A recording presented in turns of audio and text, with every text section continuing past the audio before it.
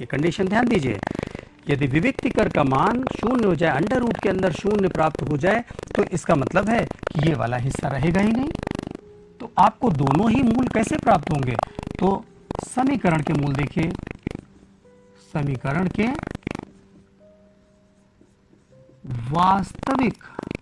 वास्तविक तो होंगे ही होंगे, वास्तविक मूल क्या होंगे बच्चों? दोनों ही मूल होंगे और समान मूल होंगे, वास्तविक तथा समान मूल क्या प्राप्त हो जाएंगे? दोनों का मान ही होगा -b/2a, क्योंकि ये वाला हिस्सा तो रहेगा ही नहीं। जब ये हिस्सा नहीं रहेगा तो -b/2a आपको इतना मान प्राप्त हो जाएगा दोनों ही बार। देखिए जरा इसको ध्यान दीजिए बच्चों, यहाँ पर तीसरी बात आपको बता रहा हूं, परंतु यदि ये ऋणात्मक हो गया, यदि b² - 4ac कैसा हो गया? ऋणात्मक हो गया, तो आप ही बताइए यहाँ पर तीसरी बात, तीसरी कंडीशन जो बता रहा हूं, यदि b² - 4ac ऋणात्मक से मतलब है शून्य से छोटा, अर्थात ऋणात्मक, अर्थात क्या होगा? ऋणात्मक। तो बच्चों जब अंडर रूट के अंदर वही बात, अभी जो बात पहले कर रहे थे हम लोग, माइनस में अगर अंडर रूट के अंदर संख्या आ गई तो यहाँ पर किसी भी प्रकार से मूल वास्तविक नहीं हो सकते, मूल संभव नहीं होंगे, यहाँ पर वास्तविक मूल संभव नहीं होंगे। तो यहाँ पर लिखते हैं, तो मूल वास्तविक नहीं होंगे, वास्तविक नहीं होंगे। ठीक है, तो ये तीन बातें आप ध्यान रखिएगा। आपको ये जरूर ध्यान देना है कि अंडर रूट के अंदर जो लिखी बात है b² - 4ac, ये क्या है? विविक्तिकर है और इसके मान पर धनात्मक बराबर शून्य अथवा ऋणात्मक पर निर्भर करता है कि समीकरण के मूल कैसे होंगे। पुनः ध्यान दीजिए, यदि यह धनात्मक है तो समीकरण के दो भिन्न मूल प्राप्त होंगे और वास्तविक तो होंगे ही होंगे।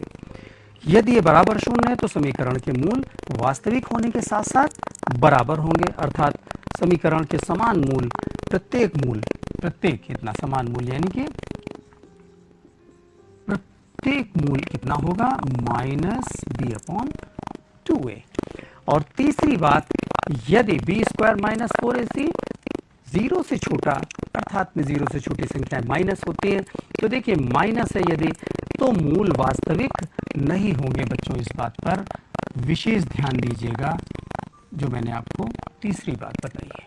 तो समीकरण में हम शुरुआत में ही चेक करके बता सकते हैं कि मूल वास्तविक होंगे या नहीं होंगे। ABC आप जानते हैं कि ABC किस प्रकार से आप ज्ञात करते हैं, व्यापक समीकरण से तुलना करके ABC ज्ञात कर सकते हैं। गृह कार्य में देखिए हमने आप लोगों को 4 प्रश्न यहाँ पर दिए हैं, तो आपको यहाँ पर पूर्ण वर्ग बनाकर पूरी तरह से भली बात परिचित है। पहला, दूसरा, तीसरा, दूसरे तीसरे को देखिए, देखने में एक जैसे लग रहे हैं परंतु इसमें एक बात आपको अवश्य मिलेगी, और यहाँ पर चौथा। इन प्रश्नों को हल कीजिएगा बच्चों, आपको पूरी तरह से ये बात समझ में आई होगी।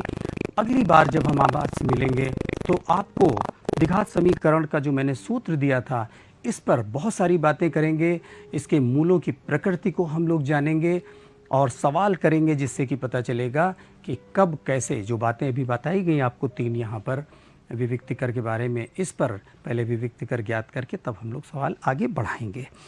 तो बच्चों आप लोगों को बताएं, ये जो वीडियो है आपको ये दीक्षा ऐप पर मिलता है। आप दीक्षा ऐप को डाउनलोड करेंगे गूगल अथवा iOS के माध्यम से, प्ले स्टोर से, वहाँ पर आप इसे प्राप्त कर सकते हैं। दूसरी बात आपको ये भी बताएं कि अगर किसी बिंदु पर आपको कोई चर्चा करनी, शंका है, तो अपने शिक्षक से online e-learning WhatsApp virtual classes में पूछकर समाधान कर सकते हैं आप अच्छे से। ठीक है बच्चों, एक बात और आपको बताएं, यूट्यूब पर भी ये उत्तर प्रदेश माध्यमिक शिक्षा विभाग के इस वेबसाइट